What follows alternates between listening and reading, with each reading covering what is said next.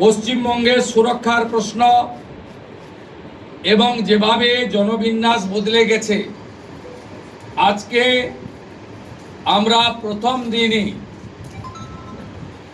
আমরা কেন্দ্রীয় স্বরাষ্ট্র দপ্তর তথা বিএসএফ এর সীমান্ত সুরক্ষিত করার জন্য জমি ট্রান্সফার প্রক্রিয়া আমরা আজকে অনুমোদন দিলাম এবং আজ থেকেই ল্যান্ড ট্রান্সফার প্রক্রিয়া শুরু হবে।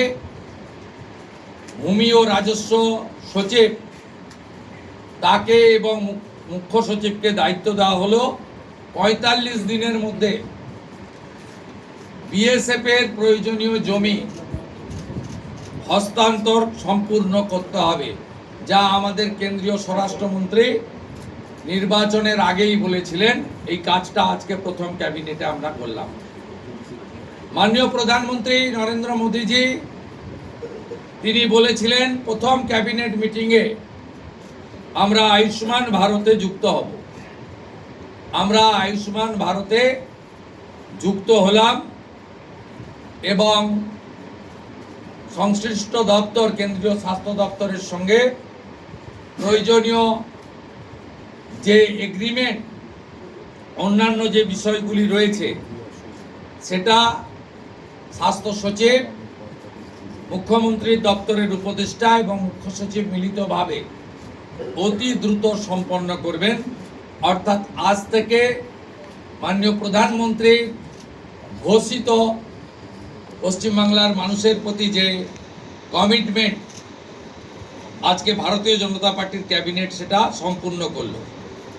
এর সাথে সাথে প্রধানমন্ত্রী জন আরোগ্য যোজনা, প্রধানমন্ত্রী ফসল বীমা যোজনা ক্রপ ইন্স্যুরেন্স, প্রধানমন্ত্রী স্কুলস ফর রাইজিং ইন্ডিয়া PM-শ্রী, প্রধানমন্ত্রী বিশ্বকর্মা, বেটি বাঁচাও বেটি পড়াও, প্রধানমন্ত্রী উজালা যোজনা 3.0 এবং অন্যান্য কেন্দ্রীয় স্কিম বা সেন্ট্রাল গভর্নমেন্ট স্পন্সর্ড স্কিম আমরা যুক্ত হওয়ার সিদ্ধান্ত নিলাম। বিশ্বকর্মা যোজনায় আমাদের যারা বিশ্বকর্মা আছেন, হাতের কাজ করেন, আমাদের কামার কুমোর থেকে কুম্ভকার, স্বর্ণকার থেকে মালাকার থেকে তাঁতি থেকে নাপিত থেকে সবাই যারা 8,65,000 আবেদন করে রেখেছিলেন, আগের সরকার যাদের আবেদন জেলা শাসকদেরকে দিয়ে কেন্দ্রের MSME দপ্তরে পাঠাতে দেননি, আমরা দ্রুত ওই 8,65,000 পিটিশনকে পাঠানোর ব্যবস্থা নিলাম।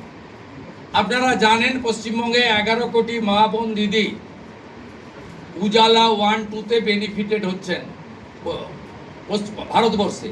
পশ্চিমবঙ্গে 11 কোটির মধ্যে 1,29,00,000 পান, সবচেয়ে হাইয়েস্ট। 400 টাকা কম মূল্যে তারা গ্যাস ক্রয় করেন। প্রধানমন্ত্রী আরও 75 লক্ষ দেশে চালু করেছিলেন এবং বাংলার জন্য কোটা ছিল 15 লক্ষ। গ্রাহক বিতরণ কেন্দ্রে হাজার হাজার দরখাস্ত পড়ে থাকা সত্ত্বেও শুধু রাজনৈতিক কারণে এই পিটিশনগুলো ডিএমরা সংশ্লিষ্ট দপ্তরে কেন্দ্রীয় সরকারের কাছে পাঠায়নি।